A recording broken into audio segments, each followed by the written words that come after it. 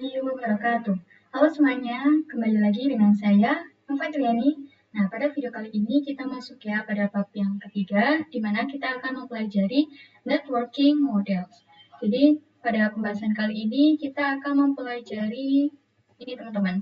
Pada offline kali ini kita akan mempelajari konsep dari networking models, kemudian TCP/IP model, kemudian encapsulation dan decapsulation atau name of TCP or IP message, dan di sini kita akan mempelajari OSI layers model.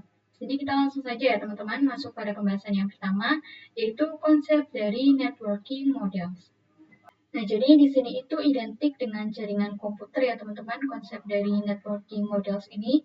Nah, jaringan komputer itu mengacu pada perangkat komputasi yang saling terhubung serta dapat bertukar data dan berbagi sumber daya satu sama lain. Nah, di mana networking model sendiri itu adalah aturan yang mendefinisikan bagaimana kumpulan komputasi agar bisa saling berkomunikasi maupun bertukar data teman-teman. Kemudian untuk komputasi tidak hanya komputer, tapi bisa saja server dan lain sebagainya. Jadi di sini itu kita akan berpikir bagaimana cara supaya antar vendor bisa saling berkomunikasi. Nah, supaya vendor itu bisa berkomunikasi, itu perlu adanya aturan ya teman-teman. Nah, aturan tersebut itu dinamakan dengan networking model. Nah, jadi di mana setiap vendor itu dapat saling berkomunikasi dengan menggunakan networking model yang sama. Jadi dengan menggunakan networking model yang sama, itu antar vendor dapat saling berkomunikasi dan juga dapat saling bertukar data. Nah, untuk saat ini open standard networking model yang terkenal itu ada dua ya teman-teman. Yang pertama yaitu TCP/IP model dan juga OSI model. Nah, jadi di sini itu sebelum networking model lahir, itu setiap vendor membuat networking modelnya sendiri-sendiri. Salah satu contohnya itu pada tahun 1974 untuk vendor IBM itu membuat networking model sendiri yang bernama Sistem Arsitektur Network atau SNA. Nah, dikarenakan setiap vendor itu membuat networking model sendiri-sendiri, maka antar vendor itu tidak dapat saling berkomunikasi maupun tidak dapat saling berbagi data. Oleh karena itu, setelah networking model itu lahir, jadi setiap vendor itu memiliki networking model yang sama. Nah, kemudian after open networking model exists. Nah, jadi di sini setiap vendor itu memiliki networking model yang sama, teman-teman. Jadi antar vendor itu dapat saling terhubung dan juga dapat saling berbagi data. Nah, di sini untuk networking model itu ada dua ya, teman-teman. Ada dua jenis. Yang pertama ada OSI model dan TCP/IP model. Nah, di mana TCP/IP model itu dibuat oleh US Department of Defense atau disingkat DoD, sedangkan OSI model itu dibuat oleh International Organization for Standardization atau disingkat menjadi ISO ya teman-teman. Nah, yang sering digunakan itu adalah TCP/IP model teman-teman. Tetapi jika pada pembelajaran itu lebih mengarah ke OSI model. Nah, dari kedua jenis ini itu sama fungsinya, tetapi nantinya untuk OSI model dan TCP/IP model terdapat beberapa perbedaan yang nantinya akan kita bahas ya teman-teman. Oke, kita akan membahas TCP/IP model. Jadi, TCP/IP model itu mendefinisikan suatu protokol supaya antar perangkat komputasi utamanya yang berbeda network itu bisa saling berkomunikasi, teman-teman. Nah, untuk membantu dalam memahaminya, setiap networking model itu dibagi menjadi bagian-bagian kecil. Nah, bagian-bagian kecil ini itu disebut dengan layer. Nah, secara dokumentasi TCP/IP model itu terdiri dari 4 layer ya teman-teman. Nah, jadi layer-layernya itu ada 4 ya teman-teman, di mana itu ada layer yang pertama ada network access, layer yang kedua internet, layer yang ketiga itu transport, dan layer yang keempat yaitu application. Namun dalam penerapan realitanya itu TCP/IP model lebih mudah dibagi menjadi 5 teman-teman, di mana yang pertama itu ada physical, kedua data link, ketiga network, keempat transport, dan yang kelima adalah application. Nah, TCP/IP model itu adalah jaringan komputer yang rumit dan kompleks ya teman-teman. Dan jadi peran dari networking model adalah supaya antar vendor itu memiliki jaringan yang sama sehingga bisa saling terhubung satu sama lain.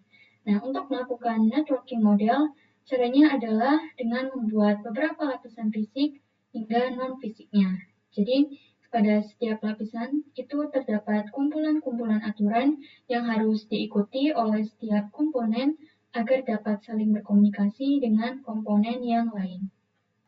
Nah, jika kita perhatikan pada gambar ini, dia pada tampilan yang menggunakan networking model, dia tersusun rapi ya teman-teman, tidak acak-acakan. Berbeda jika tidak menggunakan networking model, dia acak-acakan atau tidak tersusun rapi. Nah, pada networking model itu setiap fungsi jaringan komputer sudah berjalan dengan aturannya teman-teman.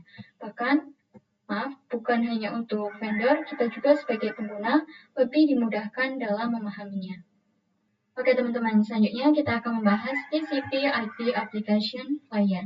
Nah, jadi application layer itu berfungsi sebagai antarmuka dengan aplikasi, mengatur bagaimana aplikasi dapat akses jaringan, dan kemudian membuat pesan-pesan berskala.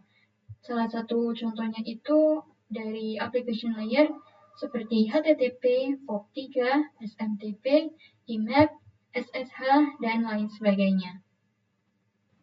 Nah, pada gambar ini kita bisa perhatikan di sini, misalnya kita itu klien, kemudian kita ingin merequest website, di mana di dalam website itu pastinya terdapat web server ya teman-teman. Kemudian di sini itu web servernya itu akan mengirimkan suatu jawaban atau reaksi dari request website dari klien, yaitu dengan berbentuk HTTP header. Nah, di dalam HTTP header ini itu terdapat banyak sekali informasinya. Nah, di sini misalkan kita mengakses suatu website dan ada tampilan seperti ini, artinya statusnya yaitu 200. Tetapi apabila tidak muncul tampilannya, itu ketika kita melakukan request website, itu berarti memiliki status 404 not found ya teman-teman, di mana web server itu memang tidak tersedia. Oke, selanjutnya kita akan membahas TCP/IP Transport Layer. Jadi fungsi dari transport layer adalah menyajikan atau memberikan service ke application layer. Jadi di sini itu transport layer fungsinya untuk transfer data ya teman-teman. Nah, misalkan di sini kita TCP, misalnya kita klien, kemudian request website. Nah, lalu dikirim ke web server ya teman-teman. Nah, kemudian di sini karena kita berada di transport layer, maka web server ini akan merespon menjadi HTTP header dan TCP SEC1. Nah, jika TCP itu ketika ada salah satu paket yang tertinggal, klien akan terus mengirimkan request ke web server dan web server akan memperbaiki masalah tersebut, lalu baru dikirim ke klien lagi. Nah, berbeda dengan UDP, jika yang UDP itu ketika ada paket yang tertinggal, maka dia tidak akan peduli. Jadi, klien itu merequest kemudian dari web server, walaupun ada paket yang tertinggal, itu langsung dikirim lagi ke kliennya. Nah, di sini UDP itu cocok digunakan untuk video streaming, games, dan aplikasi lain yang membutuhkan kecepatan data. Nah, sedangkan contoh untuk yang TCP, misalkan kita buka YouTube ya teman-teman. Nah, ketika kita mencoba menonton videonya, tetapi di tengah-tengah itu, ketika kita sedang menonton video itu terjadi lag. Nah, ketika terjadi lag itu, klien akan terus mengirimkan request ke web server. Kemudian web server akan memperbaiki lag-nya tersebut. Nah, kemudian dikirim lagi ke kliennya. Nah, jadi setelah lag-nya itu, maka akan berhenti sebentar, kemudian nanti akan jalan lagi dan berada di waktu ketika sedang lag, teman-teman. Nah, berbeda dengan UDP, jika kita menggunakan UDP yang untuk video streaming, itu ketika saat terdapat lag, maka klien tidak melakukan request terus-menerus ke web servernya. Nah, jadi ketika lag, itu langsung ke bagian akhir ya teman-teman, jadi tidak di bagian lag-nya tersebut, jadi langsung ke bagian akhirnya. Oke, selanjutnya kita akan membahas mengenai TCP/IP Network Layer. Jadi untuk network layer ini itu merupakan layer ketiga dari OSI maupun TCP ya teman-teman. Nah, untuk network layer itu hanya memiliki satu contoh saja, yaitu IP atau Internet Protocol. Nah, jadi IP itu menyediakan dua fitur yang sangat penting ya teman-teman, yaitu addressing dan routing. yang dimana berfungsi untuk menangani konektivitas dan pemilihan jalur. Nah, kemudian setiap perangkat jaringan itu memerlukan alamat unik di jaringan ya teman-teman. Di sini kita akan membahas yang addressing. Jadi kalau ada yang addressing itu bahwa IP address itu sendiri, yaitu memberikan nama pada perangkat di jaringan komputer. Nah, di sini bisa teman-teman perhatikan pada komputer 1 dan komputer 2 ya teman-teman. Nah, dikarenakan setiap perangkat jaringan memerlukan alamat unik di jaringan, misalkan kita ingin memanggil teman kita itu dengan nama, nah pada komputer itu sama juga teman-teman. Apabila ingin memanggil komputer lain, itu dengan menggunakan nama yang disebut dengan IP. Jadi IP itu terdapat dua jenis ya teman-teman, di mana ada IP versi 4 atau IP versi 4 dan IP versi 6.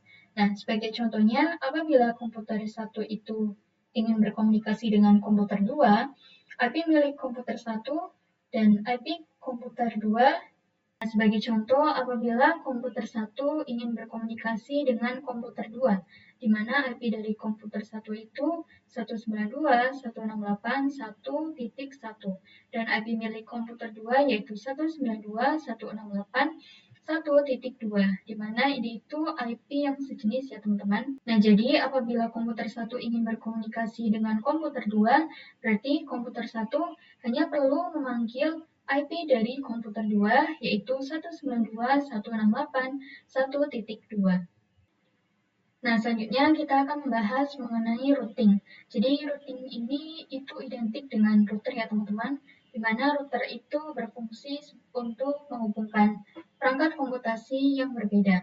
Nah, kemudian misalkan apabila ada router yang sejenis itu dinamakan switch, sedangkan yang tidak sejenis itu dinamakan routing. Nah, selanjutnya kita akan membahas yang kedua, yaitu routing. Jadi, routing ini itu identik dengan router ya, teman-teman, di mana fungsinya itu digunakan untuk menghubungkan perangkat komputasi yang berbeda. Nah, jika sejenis itu bernama switch, sedangkan yang berbeda atau yang tidak sejenis itu dinamakan routing. Nah, jadi routing itu adalah salah satu fitur yang disediakan pada IP di bagian network layer yang bekerja layaknya kantor pos atau mencari rute tercepat untuk sampai tujuan. Di sini kita bisa simulasikan ya teman-teman, di sini pada gambar yang ini. Nah, simulasinya seperti ini ya teman-teman. Jadi ada paket A dan paket B yang di mana paket A itu ingin dikirimkan ke address A dan paket B itu akan dikirimkan ke address B. Di mana di sini pada routing itu kita ingin mencari rute tercepat untuk sampai tujuannya.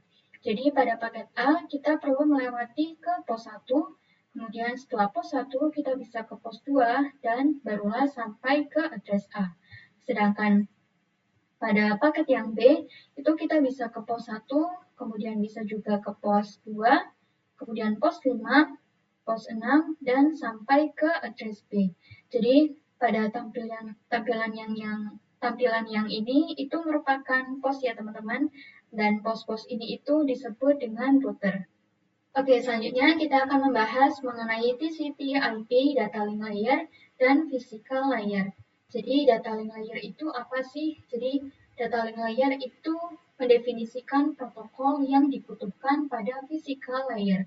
Sedangkan physical layer itu mendefinisikan coupling pada suatu jaringan komputer atau mendefinisikan secara fisik apa yang digunakan untuk menghubungkan antar device.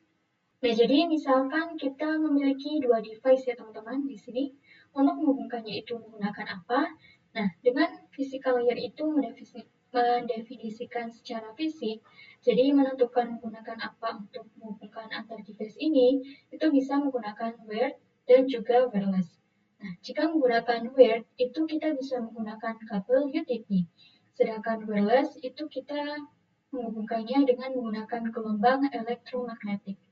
Nah, salah satu fitur pada data link layer ialah FCS atau singkatan dari Frame Check Sequence, yaitu Error Detection Mechanism atau hanya mendeteksi error tanpa recovery.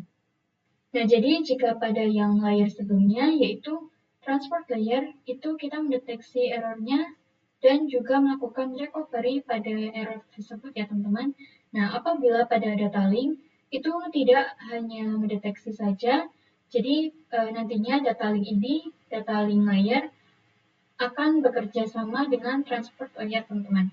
Jadi di sini nanti data link itu akan mengirimkan web server, kemudian data link itu mendeteksi ada sebuah error. Nah, kemudian transport layer akan recovery error tersebut. Jadi setelah itu klien akan request lagi, kemudian akan diperbaiki oleh transport layer dan langsung dikirim lagi ke kliennya. Oke teman-teman, selanjutnya kita akan membahas pembahasan yang berikutnya yaitu encapsulation dan decapsulation. Jadi encapsulation itu proses membungkus data dengan header pada data di setiap layernya.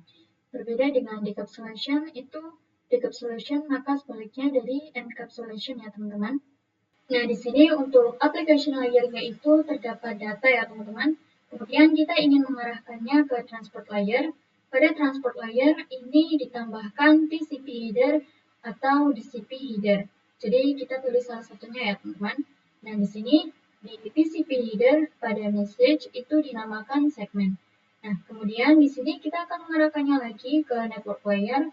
Pada network layer itu ditambahkan lagi di IP header-nya. Nah, pada message ini itu disebut dengan IP paket ya teman-teman. Lalu kita akan meneruskannya lagi ke data link layer. Pada data link layer itu ditambahkan data link header dan juga data link teller. Pada message ini itu disebut dengan frame ya teman-teman. Nah, kemudian untuk yang terakhir yaitu physical layer. Nantinya ini itu akan berbentuk bilangan biner ya teman-teman. Jadi 101. Nah, pada physical layer itu karena berbentuk angka biner, jadi jika di sini misalnya sender itu ingin mengirimkan paket ke receiver, jadi yang dari physical layer milik sender itu yang tadinya berbentuk bilangan biner, nantinya akan di decapsulation atau diubah ulang menjadi data. Jadi di sini receiver itu disebut dengan proses decapsulation. Nah, di sini yang berbentuk angka itu kita teruskan di data link layer. Ini terdapat data link, kemudian IP header, TCP header, data header, dan data teller. Nah, kemudian ketika naik, kita akan teruskan lagi ke network layer ya teman-teman. Itu data header dan data teller.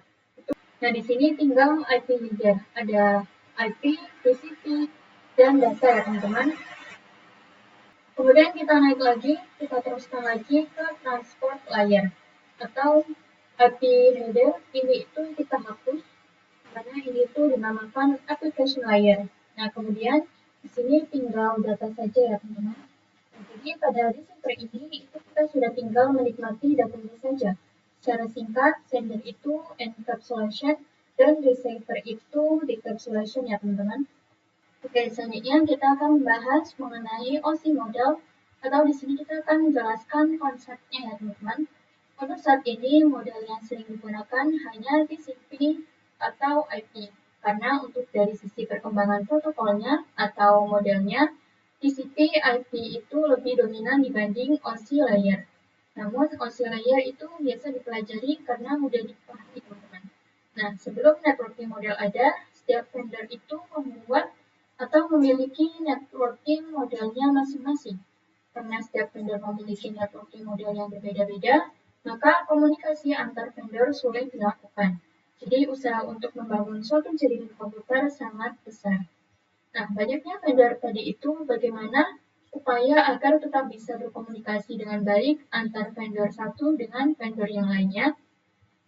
Oleh karena itu, dibuatlah sebuah model atau sebuah standar atau spesifikasi minimum oleh ISO atau International Organization for Standardization pada tahun 1984, yaitu dengan nama OSI atau Open System Interconnection atau bisa juga disebut dengan OSI 7 Layer Model. Nah, di sini kita akan mempelajari layer-layernya ya teman-teman, di mana pada OSI model itu memiliki 7 layer, sedangkan pada TCP/IP itu hanya memiliki 5 layer saja ya teman-teman. Nah, jadi perbedaannya itu, jika OSI model itu kan 7 layer ya teman-teman, sedangkan yang TCP/IP model itu 5 layer. Jadi perbedaannya itu pada application, presentation, dan session. Jadi pada TCP IP model itu hanya application dan yang ke bawahnya itu sama, transport, network, data link, dan physical. Sedangkan yang OSI model itu dipecah lagi application-nya, ada presentation, dan ada session. Oke teman-teman, mungkin sampai di sini saja ya materi mengenai bab 3, yaitu networking model. Mohon maaf apabila ada salah kata atau penyampaian yang kurang tepat, mohon dimaafkan. Saya akhiri. Wassalamualaikum warahmatullahi wabarakatuh.